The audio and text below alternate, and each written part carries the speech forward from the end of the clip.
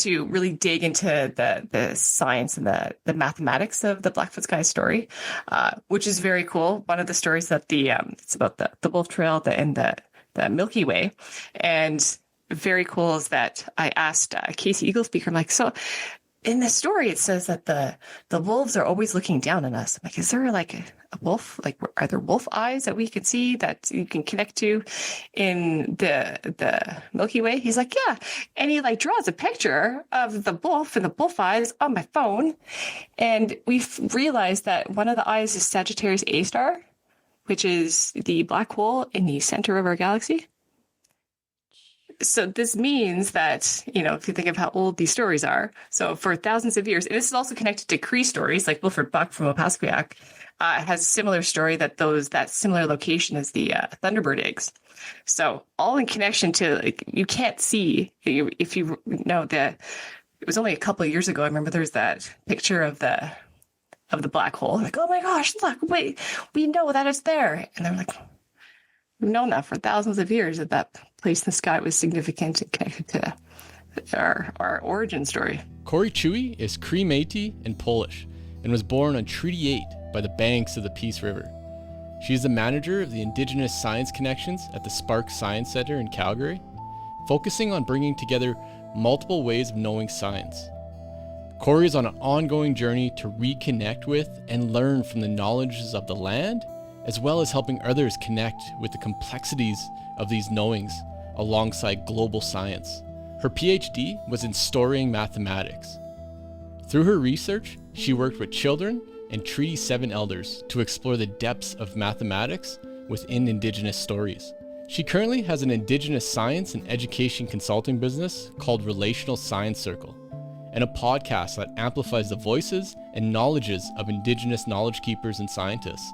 It's called Ancestral Science. So sit back, relax. I'm really excited for this episode, and let's hear what Kori has to say. Awesome, Kori. It's great to finally have you on here. I've been a little bit of ever since I seen you. I think it was like a month and a half ago. I was like, "Okay, I have to talk to this woman. She's kind of everything I've been looking at and been talking to people about. So I really want to hear it from you, but."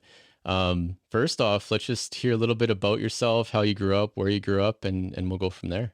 Absolutely. Thank you. I think it was a couple of weeks ago. It seems like a lot longer, but that's okay. So thank you so much for having me here today. My name is Kori Czuy, Miko Bihiso and the Sigasen. On my mother's side, she's Cree Métis from up north. I say from Prairie Echo or Big Prairie. Her town is Prairie Echo. Big Prairie Métis settlement, and then there's Peavine. So, so she's from there. And my father's Ukrainian Polish, hence the Z in my last name. Yeah, I actually didn't grow up on the land, on my family's land. I grew up in Canmore, but it's been a journey to get here today. So, thank you so much for having me.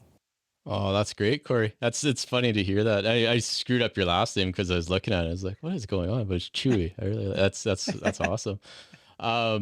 So yeah, no, like I say, I seen you speak at this event. It was at the Science Center in Calgary, which we can speak to more of your role there. But it was exciting because I took my eldest son there. It was about braids and braiding, and you had elders speaking. You had different things going on, which was awesome. And it was really important for me to have Lennox understand the significance of his braid, just because of his background, of his heritage, and what he is, and how powerful it is. And to hear other elders, especially from you got a bit of a eclectic group, which was awesome, from different nations, which can speak to different things, right? And it was great to hear. And I guess that's the importance of this podcast, is just to hear from other people and hear from different lines of work, and especially your line, which I want you to speak to, because if I'll botch it because of how that works. But maybe we'll get into that first, of exactly your background a little bit, and your role at the Science Center. Absolutely. So at the Science Center, I'm the manager of Indigenous Science Connections. So I get to do all the Indigenous science stuff there, from Indigenous Science Nights, of which you attended. So that was great. Any of the Indigenous science exhibits or programming, educational programming, any organizational change, which is the really tough stuff. but I've been there for about 3.5 years doing that. Kind of background, I got into it because of my PhD, which is in Indigenous mathematics or storing mathematics. Because I'm like, what are two things that are completely different, and I'm going to squish them together? So thought I would do that. And yeah, did you want to know how I got into that? That's my big thing. That was going to be my follow up to that, is because again, we kind of spoke off camera, but that is my biggest push for a lot of people is STEM fields, right? And wanting to see more of that, especially in the Indigenous culture, of getting some of these young ones involved in it, and maybe even understanding that there is options out there, right? Besides the traditional paths. And I've always, even myself, has been extremely eye-opening of even understanding the engineering side of things. I've always thought there was like 4 types of engineers, but there's engineers in all types of things, and anything that excites a person or anything that is a real passion, right? It doesn't have to be so black and white. So your mathematics side's kind of got me, because let's just say I took a lot of math in high school, generally the same class over and over again, because they wouldn't let me leave. They liked me so much. But that was the part that kind of got me. Is like, how do you get math braided in with Indigenous culture, and how does that work? So that's what excites me about it. I want to hear more about that. Yeah. I was the same. I believe I took Math 30 at least twice. So, and now the word math is in my PhD. So I'm like, you can do anything. But I never, with that, I never felt any connection or desire to do any mathematics or sciences when I was in high school. I didn't feel that connection. To me, it didn't help me snowboard better. It didn't help me play my trumpet better or do my art better. So didn't connect to myself, anything that I did or relationally in my life. And it ended up many years later, found myself doing my master's in England at the University of London. And surprisingly, I don't know how I found myself in that program, but that's a whole different story. And I came across this graphic of a body tally counting system out of Papua New Guinea. And it was, if you've ever seen it, it's very cool. It's literally counting on your entire body, from not just your hands, your face, your shoulders, your belly button, everywhere. And it really kind of took me back, because it made me think about how I learned to count and my connection to numbers, which I think with most people that, in a Western global science, I say society, we learn very abstract. Like numbers is abstract. You memorize numbers, you memorize formulas, and therefore it's completely disconnected from ourselves, our bodies, our everydays, culture, not even a question that there's a connection there. And as I was looking at these different body tally counting systems, and there's many from all different communities in Papua New Guinea. There's like 800 different dialects within that very, very small country, similarly different number systems. So originally there was no words for these numbers. You would just touch different parts of your body. And if you think about communities trading, it becomes a very social, tactile, community-focused number system. But also, not just that, like you're using your body, using your senses, you're connecting with different communities, you're translating between different base systems. There's a whole different system.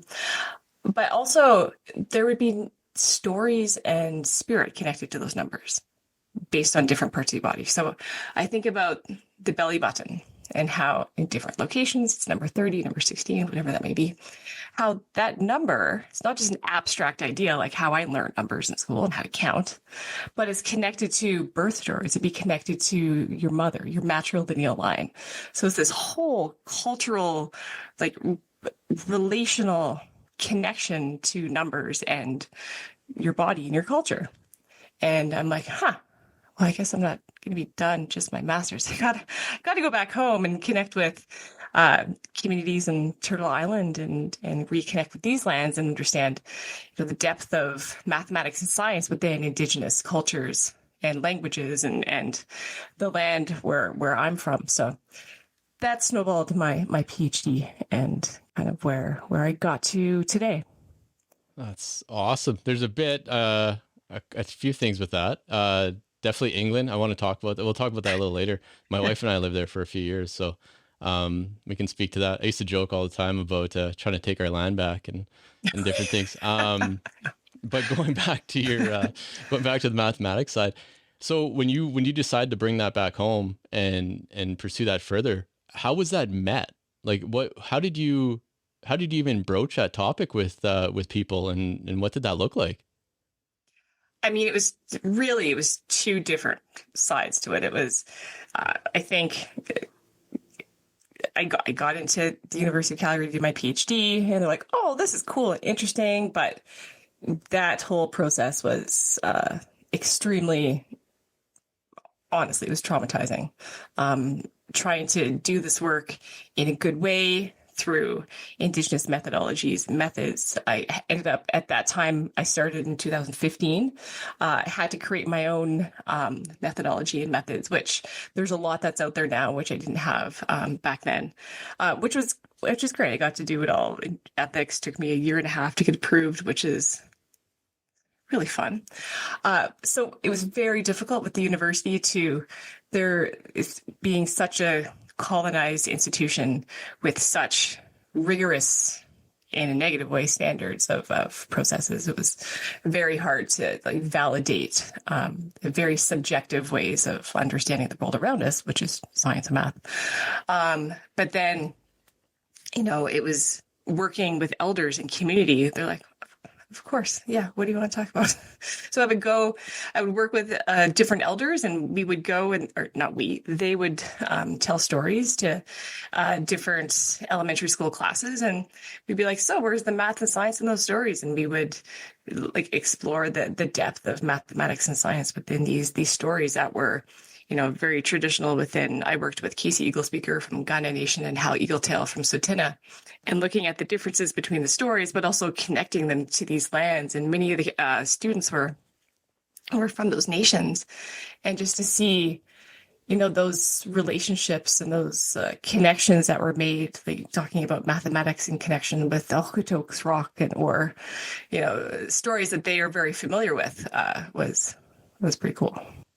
Oh, it's exciting. It gets my wheels spinning because we homeschool and math and reading and everything right now. Because Lennox is 6. I got another little guy, but he just runs around and wrecks things right now. But that's fun too. Yeah, with Lennox, it's very interesting with math and with reading and writing. Like he's your typical little boy, right? It just doesn't really compute. But math, he's doing really well with, and he really understands numbers and links them together. And it'd be very, very interesting to connect those, especially the storytelling and the outside world. Could very much in touch with loves being outside, hunting, playing in trees, survival, doing all that fun stuff, right? Yep. The little boys do. So it'd be interesting to marry the two so they get him excited about other aspects of education, which would be yeah, that's awesome. I'm gonna have to bug you even further down the line on that one. But even with that being said, I mean, do you,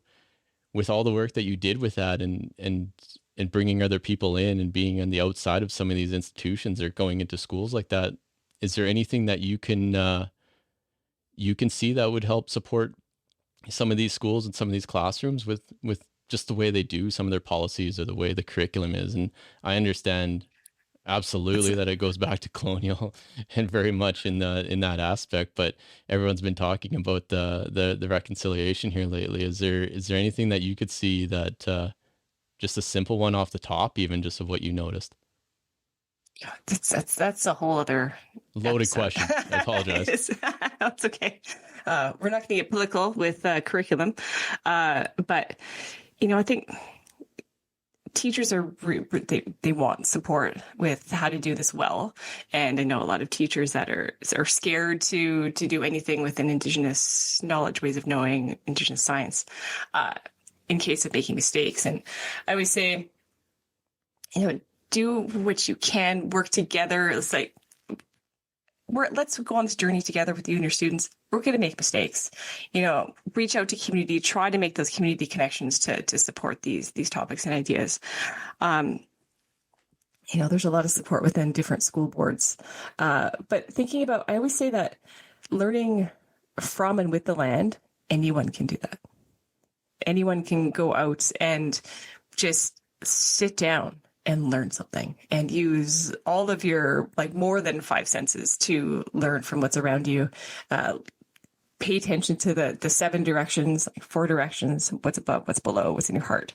And just sit there and learn. Just look at and observe and experience what's around you and what's below you. Look at how the trees and the wind and all the four elements are interacting with one another, and it will teach you something. And that is the basis of Indigenous science, where Indigenous knowledge, people began and created relationships with the land and understood the frequencies, the cycles, the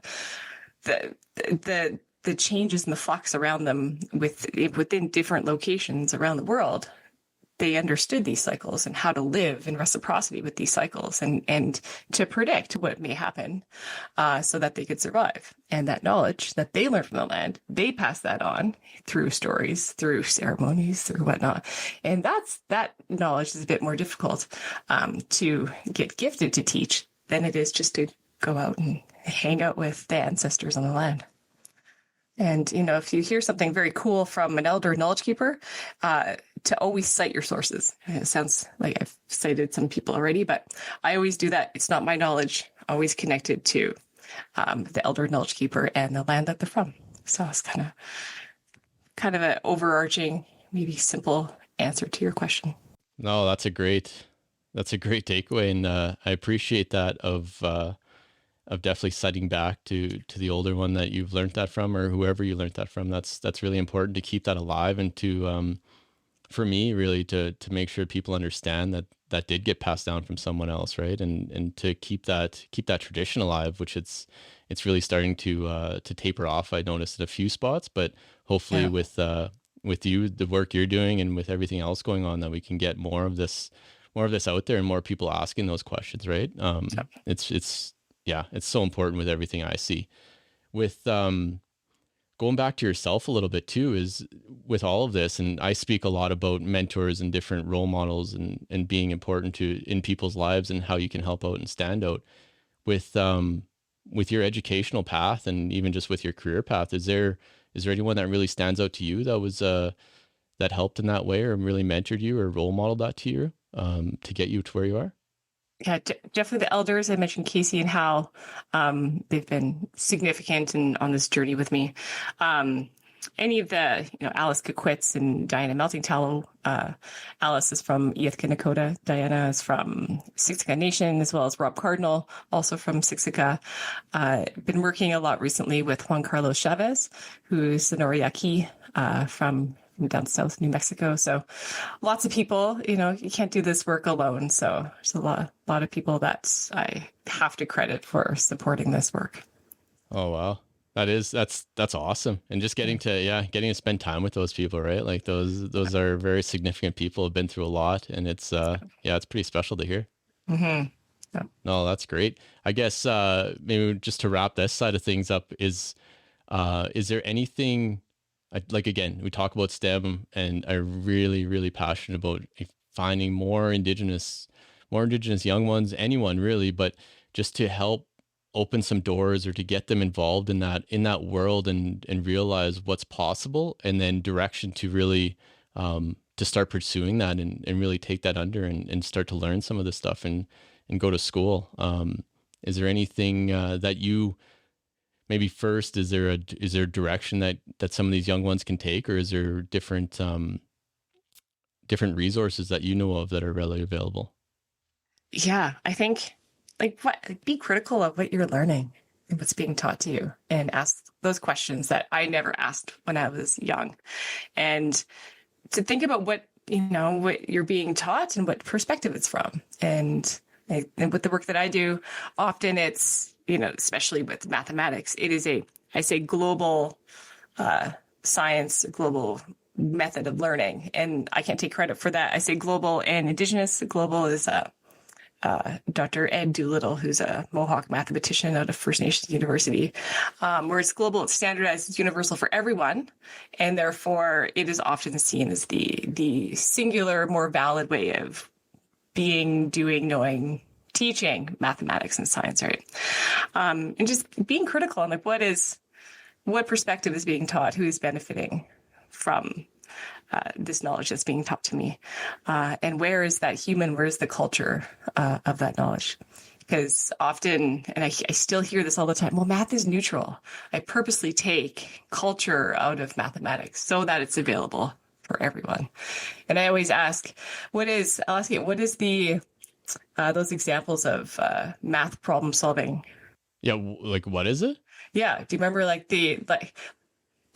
typical I always problems thought it was a barometer used to understand people's intelligence because, like you said, or I was always under the understanding that math is very singular, very like this is what it is and it's set in stone. And I always thought that that's what people use to understand how people's minds worked, and I've failed horribly at it. So I was like, okay, well, I'm a dummy. This just completely ruined my self-esteem, and it took a lot to build up to come back from that. Like, hey, I'm smart in other ways, maybe just not this way. And when they threw letters in math, I'm like, hey, what are you doing? Why do you need that? it's so true. And it's like, that's the problem, that it's based within a worldview, just like under the guise of neutrality, right? So you have those typical problem solving questions of two trains are traveling depart from a certain, right? So it's about trains. It's about fences. Super colonial, about money. More money, the better. It's always like more. It's all these superlatives of higher, faster, stronger. Go to the store and buy 1,000 watermelons. Why am I buying 1,000 watermelons? There's no relationality. It doesn't make sense. It's reinforcing a capitalistic colonial perspective. So it's not neutral. It's very much not neutral. So if you don't have those connections, and that doesn't connect to yourself, your history, your culture, and the processes, the pedagogy that is taught, it's very much about hierarchy and taking the human and that relationality out of it, right? So for like helping the I guess the next generation is, being critical of what you're learning and asking questions, but worldview and purposes are from, and looking at what are the origins of the knowledge. So everything has an origin. Often it's been removed from its original origin, and knowing where that's from. Like a great example is aspirin. Do you know where aspirin is from? Zero idea. I think, and I say this all the time, I use this example all the time, and I've never looked it up, but I think I refuse to. There's like some French dude that's connected to discovering the active ingredient of aspirin. No, it was settlers that, how did they came over, they were taught how to survive on these lands from Indigenous people, from the knowledge that they had learned from the land. Part of that was medicinal. And so they were taught how to it was a pain relief for a lot of women during their menstrual cycles, or mild pain relief from the red willow. And so you think about that knowledge that was taken from the land, from community, taken and then commodified and reduced down to its parts and sold, and completely disconnect from its origins of the land and the people that it's from. So it's like looking at those origins of where these knowledges are from to give credit and to reconnect. Holy. Yeah, no, there's a lot there. Well, there's a lot. The first thing was you made me feel really good about my math now. I excelled really well in practical math. We'll say that. So, right? Absolutely. Like with You're work, a carpenter, right? Yeah, Absolutely. exactly. It was like, hey, I need to know fractions. I need to know that, like anything practical, it was just smash it, right? But then as soon as there was, like you said, two trains traveling towards each other, it's like, well, for one, why are they on the same track? Like, who's doing that? Right? Someone screwed up. It's a massive engineering issue. Yeah, someone screwed that up. Oh man, that's crazy. And you're right. There's so much on the land, and so much was learned. And you mentioned it. Like, make sure that you cite that, and make sure you let people know of where this came from. Don't just take that, right? And get so used to taking things all the time, right? Just take. And I've been speaking with a lot of older ones, even that middle generation like myself. And it's just like, we got to learn how to give back, and giving back to a lot of these youth that it's tough right now, because you get caught in that cycle of, generation before me and for the generation before that, it's like, oh, these kids nowadays, like, what are they doing? like all they do is sit around and play video games, and they're lazy, they're not working, they're not outside doing anything. But then it's like, well, who do they have for role models? Or like, look over and their dad is a grown man playing video games, sitting on the couch doing nothing because he needs to numb out from outside sources of stress or whatever it is, right? So being able to mirror that back to a lot of these kids. But I guess with with all of that being said, like with the kids and the younger ones, like your role now, I want to know a little bit how you got this, or how you got into this role, but your role now at the Science Center. I mean, you work with a lot of younger ones, a lot of youth. Mhm. And how did that look, like getting into that for one, and then some of the work you're doing right now at the Science Center? Yeah, I was hired actually when I was finishing my PhD, right at the beginning of COVID, so that was great. Yeah, I know someone that can handle this. Here, Kori, you can take this on. You can do both of these at the same time. Yeah, I never had those moments of I'm stuck at home doing nothing. Never had that. That's okay. But yeah, it's really interesting to be at a place where, there is that support in doing this work and doing it in multiple different ways of like creating a digital immersive exhibition of Indigenous superheroes, trying to reconnect with the land, or a gathering space, or slowly developing educational programming. And it's a slow process because we do everything alongside the elders and community. Again, it's not our knowledge. We are guided by the community. So it takes quite a while, but we're trying to do all the work in a good way and alongside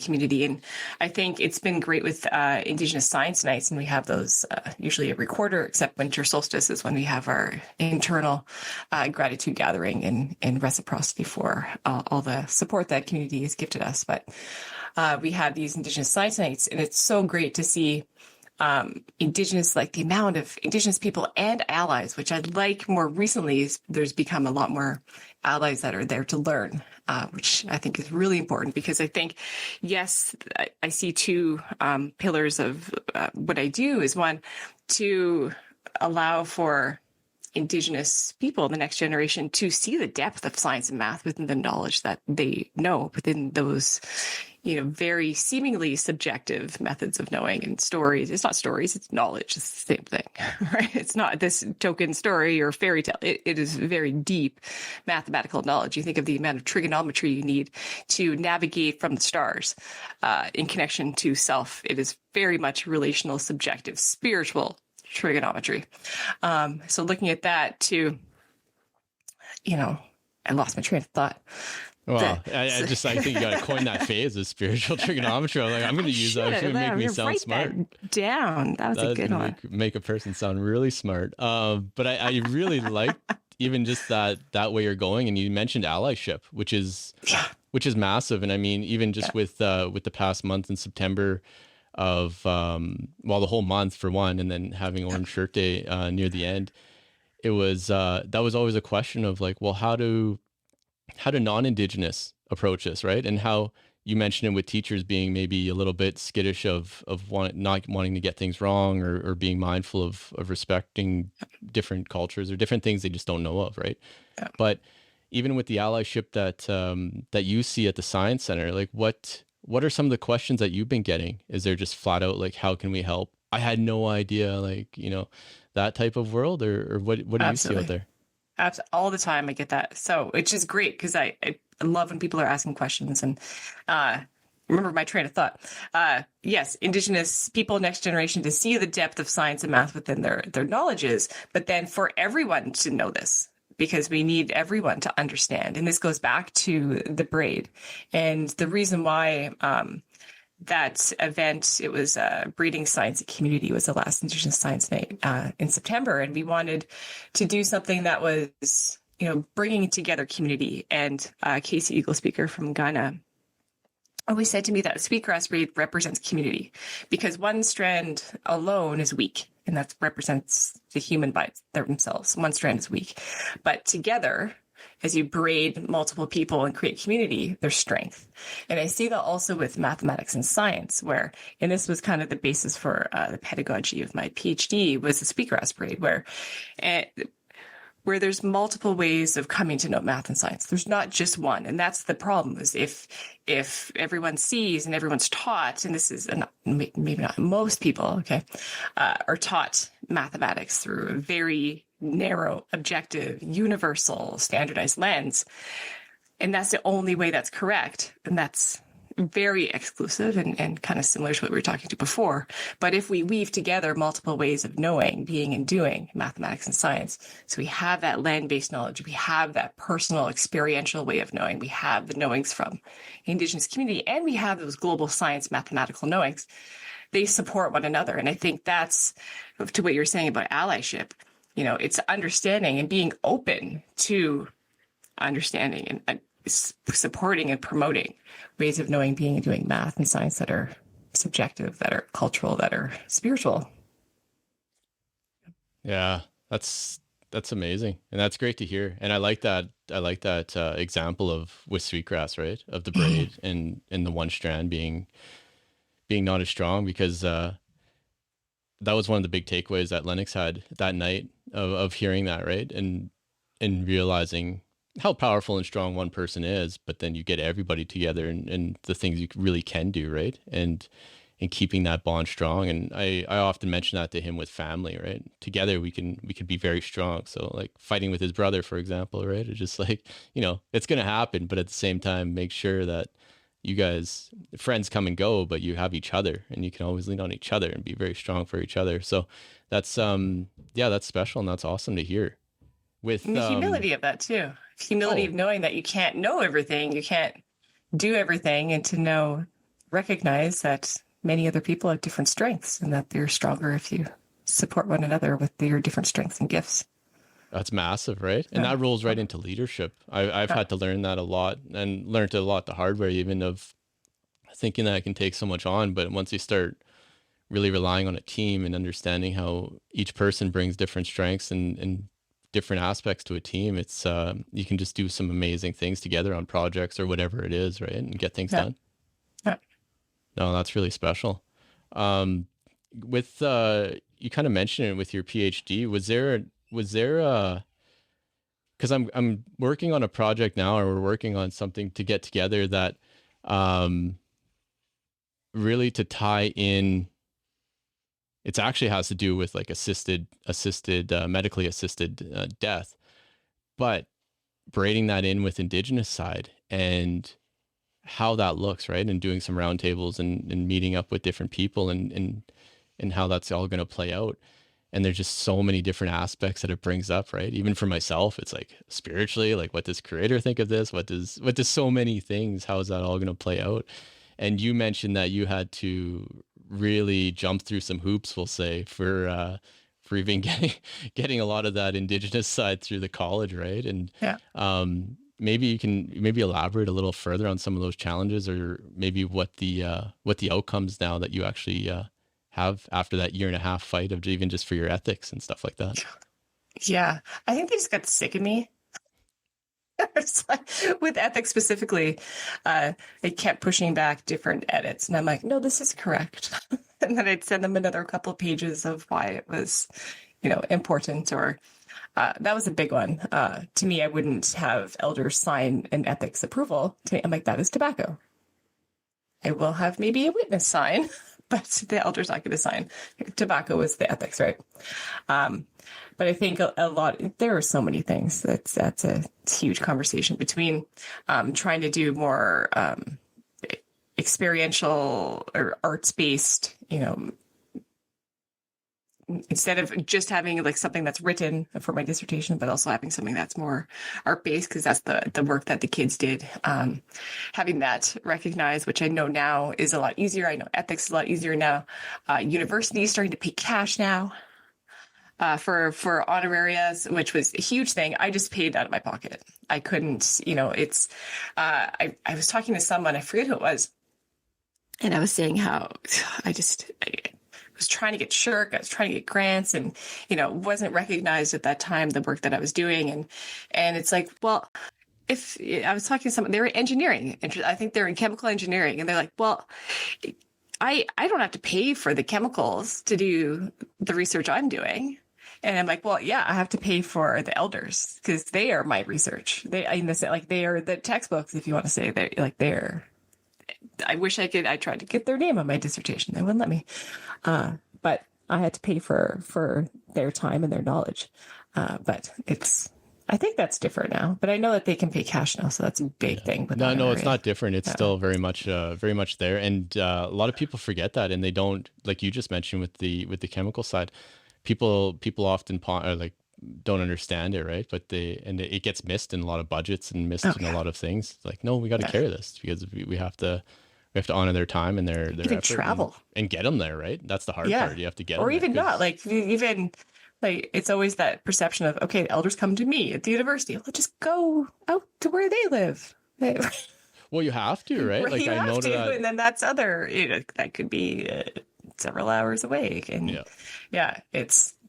No, it's a massive thing. And I mean, virtual is not going to work. Your phone call is not going to work. You're not going to do this stuff that way, right? So that affects myself even personally, just with work wise too. It's you coming from more of the I don't know what you want to call it, Western world, I suppose we'll say, of just the way I used to do things, of phone calls and a lot of Zoom calls and things, where that's fine.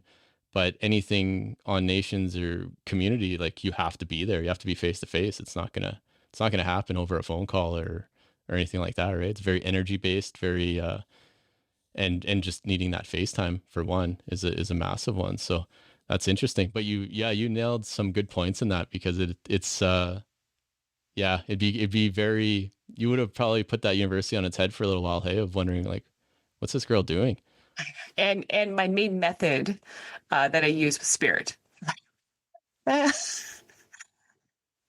It doesn't translate well in that. No, world, it didn't. But I continued. It was, it was such a guide for me. But like I think a lot of people ask, well, how do you bring spirit into the classroom? Well, it's just paying attention to those moments of aha or intuition when you're doing something, or I had during my research, I was walking into a school with Hal Eagletail, and I had this massive deja vu, and he's like, what's wrong? Okay. He took me aside. We had a conversation that we needed to have before we went in there. And to me, that was a significant moment of like guidance from the spirits, from the ancestors, whatever it may be, where even like, however you understand that, but it was significant for us to have that conversation before and guided that day as well. And never mind what happens in dreams and ceremonies. That was a whole other thing. But, that was a tricky one too. Well, that's special and that's unique, because you really don't get that anymore, right? To have that kind of type of guidance, but even for you, just to be open to that guidance too, that's a huge step. I know for myself, that'd be a massive step, right? And that's pretty special. It's hard to focus on it, even like, because it's so, you're like, this isn't valid enough. This isn't real knowledge, but it is. It's significant, but it's, we have that colonial mindset, or I do often, that and intrinsically it's like leaks in all the time. Oh no, it's still there. Trust me. I had that conversation with my coach this morning. Just for life, really, more than anything, but for work's been very frustrating lately. I'm very go A to B, and that's what made me very successful in my career and life, and that's how I've made it. Lack of education, but I've made it with my like willpower and will to work. So now it's really taking. I try to bring that to some of these projects I'm on now, and it gets really stonewalled really fast, because it's against everything that's there in the traditional sense, right? So it's been very frustrating for one, but it's a real learning experience and really eye opening to me, and it's really forcing me out of my, well, I wouldn't say comfort zone, but it's just forcing me to learn a new way, and forcing me to really look at myself and realize that, one, that way is great in some aspects, but it doesn't work everywhere. And I have to learn to pivot and learn other ways of doing things. So it's challenging for a man like myself to be open to that, but it's coming. We're on a journey. Oh God. I get it. But, going back a little bit with your master's, so you went to England. How did you end up in England? That's what I want to know. Yeah. How did I end up in England? I worked and traveled for like a decade before that. It just was one of those, I'm going to find myself out of my, when I finish my bachelor's degree, I'm going to find myself overseas. And then, as I mentioned, when I realized I had to go back home, and that's when I actually, a decade later, found myself. But I was working in a small community in Malaysia, actually, and in kind of the middle of the jungle, and there were a lot of Orang Osley children I was working with. I was working for the government at this time, like with curriculum development. And I remember thinking about how, like, none of this new, very British curriculum that I was enforcing onto these humans had any connection to them. And like their life, like where they were, how they lived, how they survived, how they connected with the land there. I had no connections. There was a unit on seasons. We are on the equator. Yeah, it's hotter, or kind of hot. Yeah. I'm like, this makes no sense.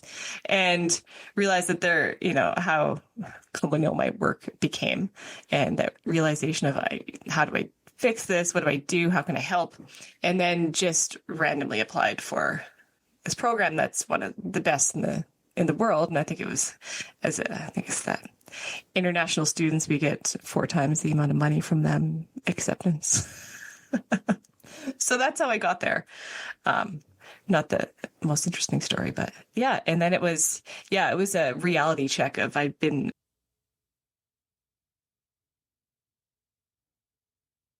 intimidating, very intellectual students there that I was, very challenged by, but it was a good experience. Got me to where I am today. So that's important.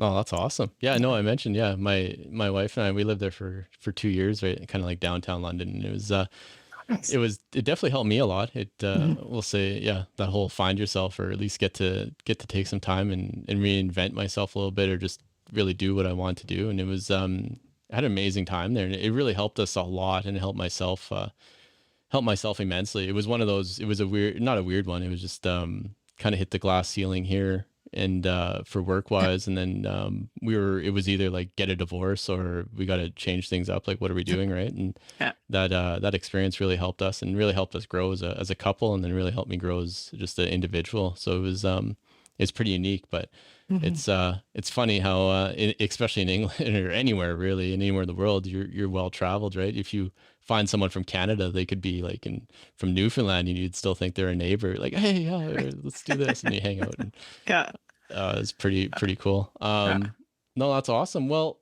I guess really more looking into the future now with yourself. Is there anything currently even at the Science Center, any initiatives or anything, programs that you have going on that that you're excited about, or even developing right now that you'd like to speak on?